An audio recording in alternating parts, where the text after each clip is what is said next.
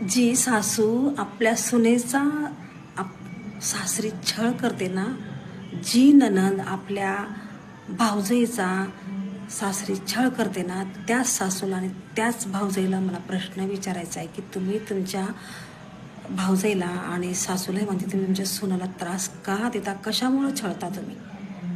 का? कशासाठी? सुनेला तुम्ही तुमची मुलगी मारू शकत नाही का?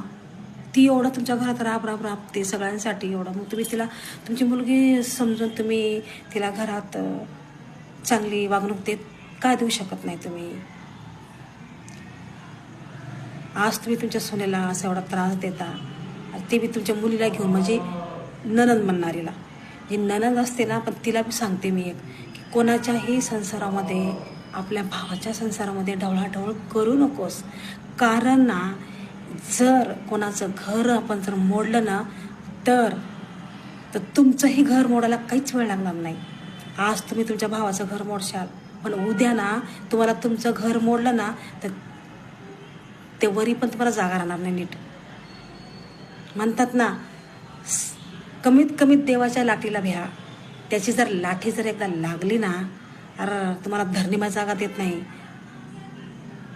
माणसांनी कितीही त्रास दिला तर ते सहन आपण करतो, पण देवाची जर काठी जर लागली ना, आवाज तर होत नाही, पण मार मात्र जबरदस्त लागतो. म्हणून देवाला भ्या आणि आता तरी नीट वागा सोनेसोबत, नाही तर आता लगेच तुम्हाला फळ तुमच्या पदरामध्ये पडते. कारण आहे की नाही, खरंच मी असं नाही म्हणत आहे की तुम्ही ही प्रत्येक सून चांगल्या असतात हे पण नाही म्हणत मी, की आजकाल सुना पण सासांना त्रास देतात, पण ज्या चांगल्या सुना वागतात ना घरामध्ये, त्यांच्यासाठी हा व्हिडिओ आहे माझा. ज्या सुना सासू सासऱ्यांचा, आनंदाचा, भावजाईचा, दिराचा सगळ्याचा सन्मान करतात, चांगलं वागतात, त्यांच्यासाठी हा व्हिडिओ आहे. अरे सुनाला जर काही लागलं ना, समजा उदाहरणार्थ तिला टिकली लागते, तिला पावडर लागते, तिला बांगड्या लागतात, तिला साडी लागते, तिला परकर लागते, तर सासू काय म्हणते, जाय तुझ्या माहेरून घेऊन ये. का? पण कशासाठी? का असं वागणूक देता तुम्ही? म्हणजे घरातले कामं करायला तुम्हाला सून पाहिजे आणि तिला जर काही घेऊन द्यायचं असलं की माहेर जा. का? का तुम्ही घेऊन देऊ शकत नाही तुमच्या सुनेला? कशासाठी घेऊन देऊ शकत नाही तुम्ही? म्हणजे ती सून तुमच्या घरामधली मोलकरीण आहे का? आणि तिचे आई वडील तिला किती दिवस पुरणार आहेत का? तिच्या आईवडिलाकडून तुम्ही सांगता मागायला?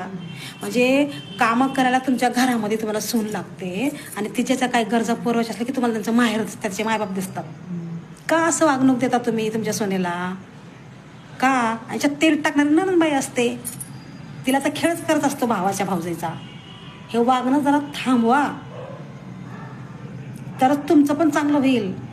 नाहीतर एकदा देवाची जर लाठी बसली ना, आवाज तर नाही होणार, पण मार मात्र जबरदस्त लागल.